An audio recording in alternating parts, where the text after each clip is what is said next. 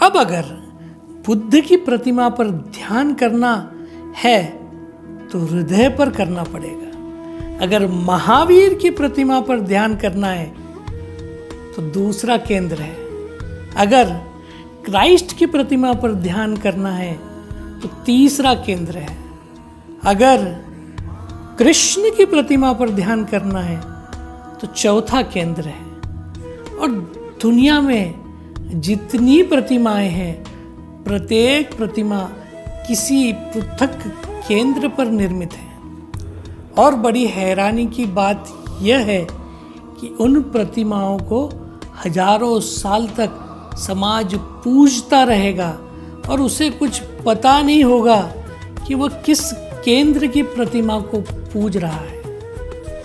और अगर केंद्र का पता नहीं है आपको, प्रतिमा से कभी कोई संबंध बना नहीं पाएगी, कभी कोई संबंध नहीं होगा। आप फूल रखकर आ जाएंगे, धूप जलाएंगे, हाथ जोड़कर घर लौट आएंगे, आप पत्थर के सामने से ही लौट आएंगे। क्योंकि ध्यान रहे, पत्थर को प्रतिमा बनाना पड़ता है।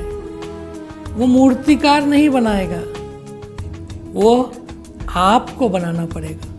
मूर्तिकार तो सिर्फ आकार देगा पत्थर को, पर उसको प्राण कौन देगा? प्राण पूजा करने वाला देगा। मूर्ति को प्राण दिए बिना वो पत्थर है। प्राण दिए जाने के बाद पूजा का प्रारंभ होता है।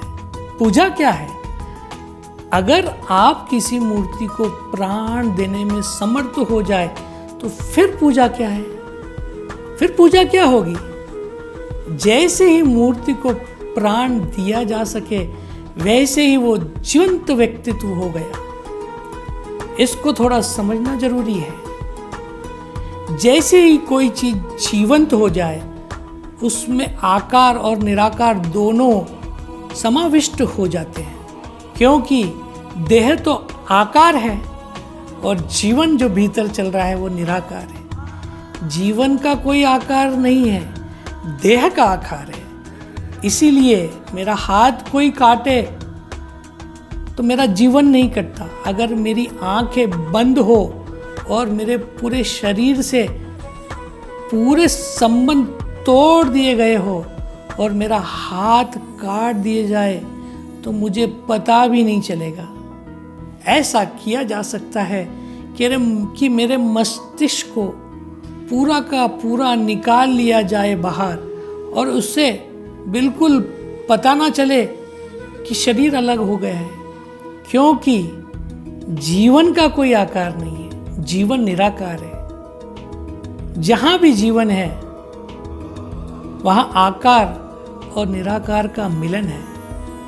पदार्थ का आकार है, चेतना का कोई आकार नहीं। जब तक मूर्ति पत्थर है तब तक आकार है, और जैसे ही उसको प्राण दिया, प्रतिष्ठा हुई और भक्त ने अपने हृदय को मूर्ति में धड़काया। ध्यान रहे, जो भक्त अपने हृदय को मूर्ति में न डाल सकेगा वो भक्त परमात्मा के हृदय को अपने में डालने की पात्रता नहीं पा सकेगा। पात्रता यही है, जैसे ही भक्त अपने हृदय को मूर्ति में डाल पाता है मूर्ति जीवंत हो जाती है। वैसे ही मूर्ति दोनों बात हो गई, एक तरफ आकार रहा और दूसरी तरफ निराकार का द्वार खुल गया।